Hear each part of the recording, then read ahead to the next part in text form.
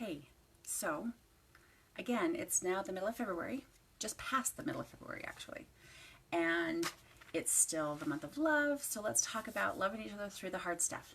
Why aren't you up leveling? Why haven't you moved things forward like you said you wanted to? Because chances are 2020 is not the first time you have been reluctant or hesitant or maybe unable to take your business to where you said you wanted to. This is not the first New Year's resolution. This is not the first. This year, I'm going to make a difference. This year is going to be unrecognizable.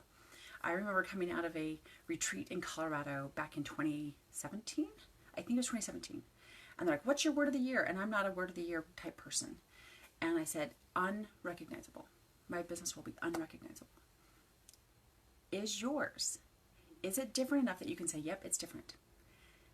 Probably not yet. Maybe. Let's figure out why. So and I wrote my notes so I can keep us on track. But I want to share with you what I have seen over the last 20 plus years of working with entrepreneurs and working with businesses to build brand equity, to develop brand legacy, and even take you into the next step after that. And why we have a tendency to be like, ooh, this is safe, right? You've heard, I'm sure, other people who have said your brain is that piece that keeps you in that little bubble. If this is safe, this is what we know. So even if it's not fabulous, even if it's not what we really want, it's comfortable, it's familiar. Oddly, that's not even, in my experience, that's not one of the reasons why we don't move forward. So one of the first ones is we ask the wrong questions. Total vulnerability. And I've shared this story with a few of you. My first 6 months in business. So this has been 13, 14 years ago. One of my very first big decisions I made, other than to jump from corporate and start my own business and to buy all the software and buy all the hardware and be like, wow, I'm for reals. I bought an ad in a magazine. This was not a good decision. I will just, spoiler alert, this was not a good decision for me. Because the only question I asked at the time was, can I afford it?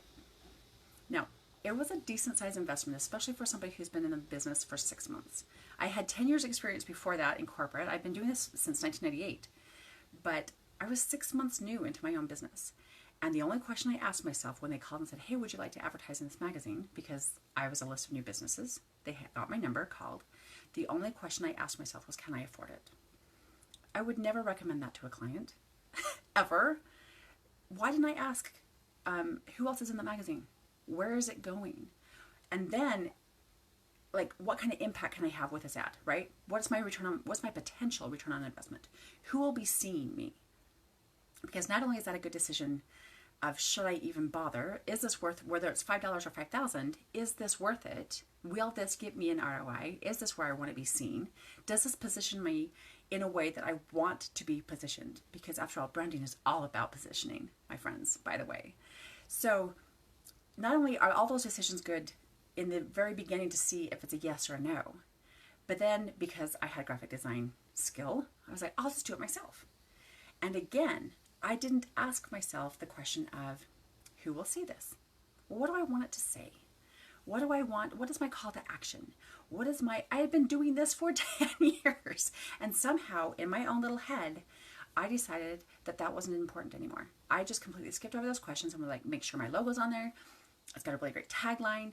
But I didn't pause to think, well, whoever it is that's at the other end of this, what do they need to hear? What do I need to say to them so that it calls them to action? What do I need to say to them so they can double take and look at my ad more than once? All those bad lack of questions and asking the wrong questions, gee, can I afford it? It was such an ego-driven ad. And that took years to say out loud. It was such an ego-driven ad because I knew the other people who advertised in that magazine. And they were the big guys. They were the big ones. And I didn't necessarily want to compete with them because they weren't in my industry. But they were the big businesses. And I was like, see, I can play with the big dogs. I'm real. I'm valid. I can play huge. So I spent a pile of money. If you hear my ROI, I have yet to get a phone call from that ad. Not one. It was a huge mistake.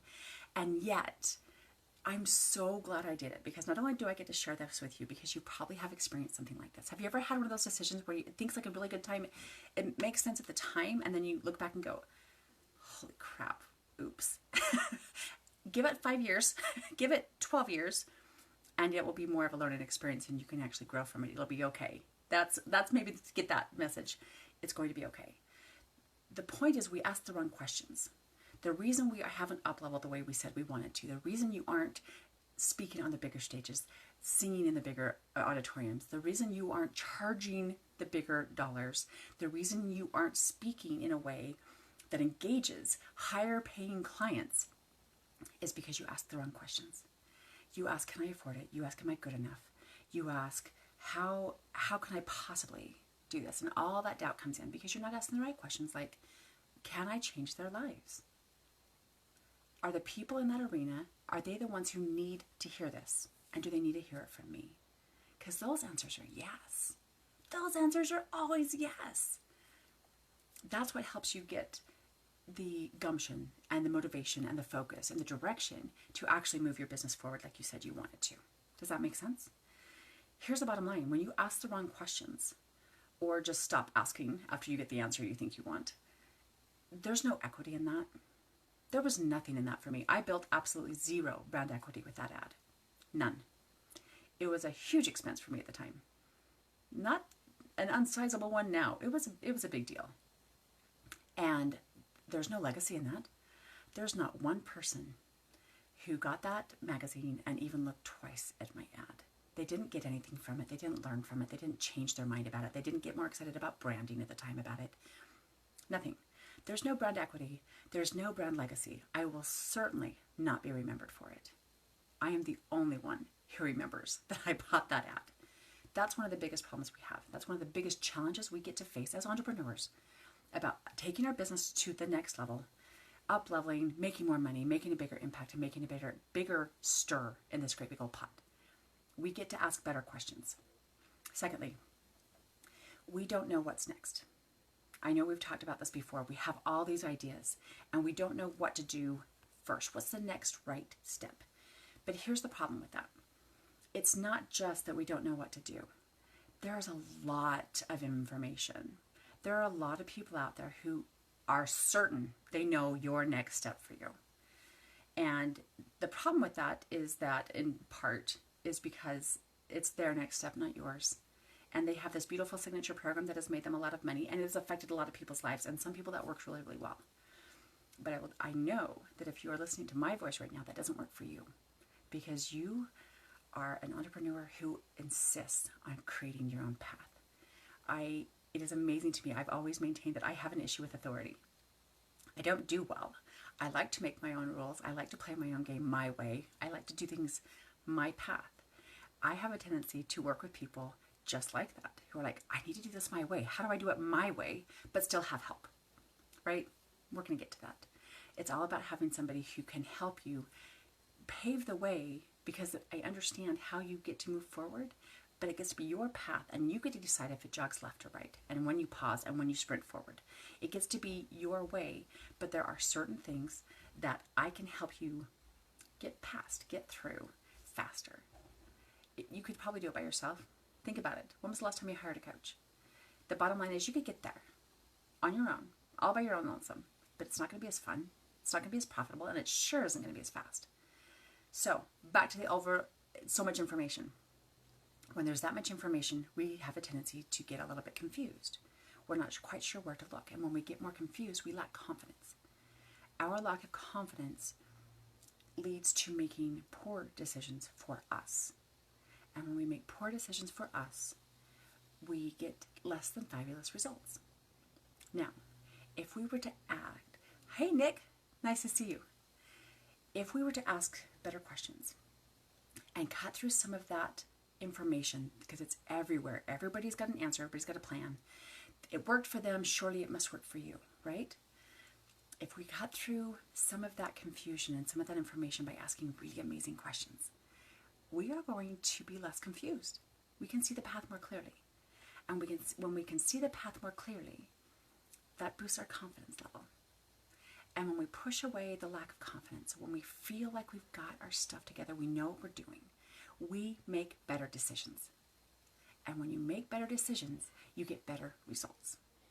That's how it works. This is not about a commitment level. You know you want what you want.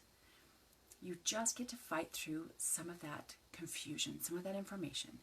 And it comes from the first part, asking better questions. So now I'm going to go into the third part before I get totally distracted on that. Because talk about a rabbit hole. Here's the big one. We think we have to do this alone.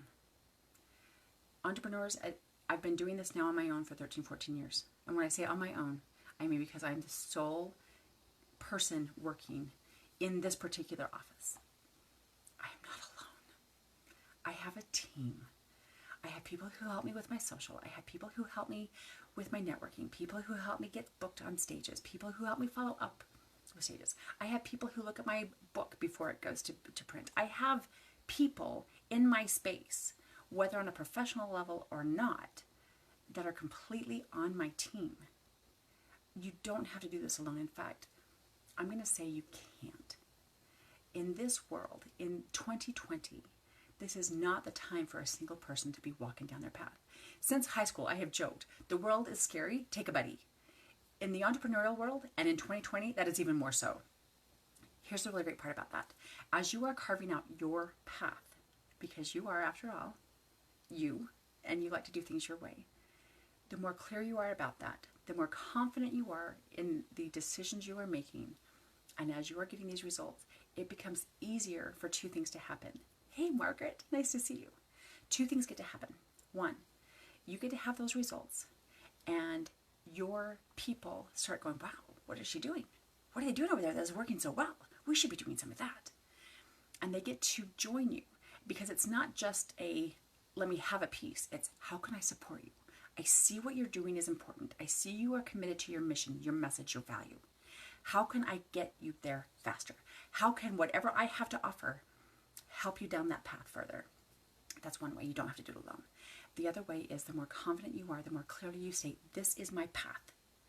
This is the legacy I am creating. The easier it is for your tribe, your community, your ideal clients to see that and go, wow, yep, she's the one for me. She's got it. She understands what she's doing. It's very clear. You have claimed your space, right? You have you have planted that flag firmly in the ground. It's easier for them to join you. It's easier for you to call them. How many times have you thought, I would love to offer this package. I would love to offer this solution to this high-end multi-million-dollar client. Oh my gosh, she doesn't need it for me. I'm not good enough. What if it's wrong? What if I lead her astray? What if I offer it and she says no? Blah, blah, blah, blah, right? If. But what if it worked? What if it worked? What if you had someone with you, maybe several someones, who had your back in a way that they're not going to let you do anything stupid. They're going to just encourage you. They're going to support you.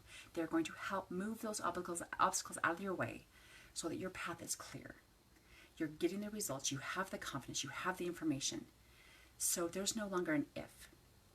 You are more inclined to invite those people to come with you on your path. It's that simple.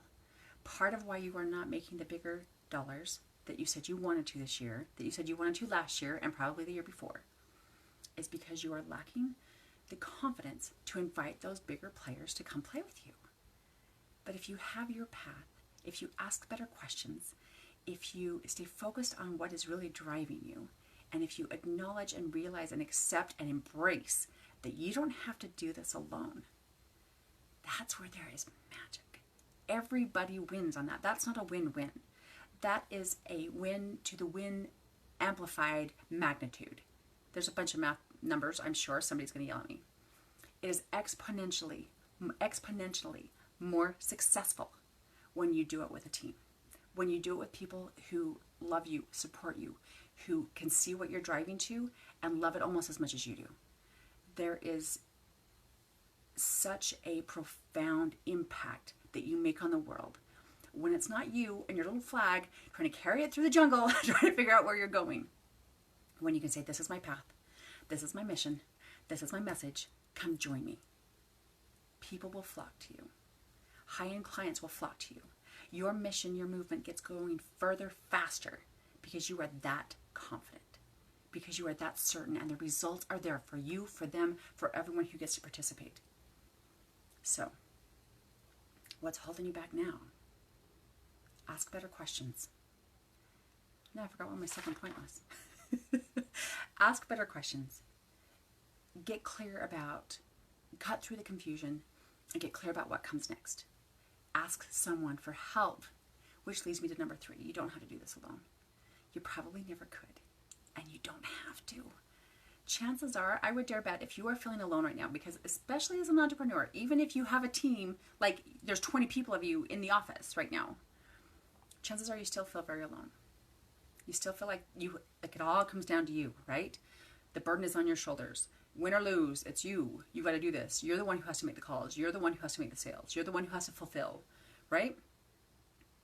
I would dare bet that if you were to just reach out, there's at least 5 people who are like, I have been waiting. I've been trying to figure out how I can support you. I challenge you. Find them. Make your list of 5 people who adore you that much. And not just people who are going to blow smoke and say, yes, yes, yes, what you're doing is great. That's not what I'm talking about. I'm talking about the ones who are like, I have a plan. I have ways to help you. If you haven't thought of A, B, and C, let me show you how A, B, and C can help you, as long as you do it your way. It's amazing. And the commitment to asking better questions, to cutting through the confusion, and to linking arms and collaborating like crazy, that is all a part of your brand. That is a part of how you do business. It is a part of how you serve your ideal clients. It is a part of how you move your mission, your message, and your vision further, faster. That's all part of your brand. So don't let it hold you back. Oh my goodness, don't let it hold you back. Do something remarkable. Do it with a partner. Do it with a team. Do it with 1,000 people chanting your name. Leave your mark in a way that matters. Ask the better questions. And have a fabulous, fabulous day. And until we talk, I'm going to be on here tomorrow. So join me tomorrow. So until then, rock on.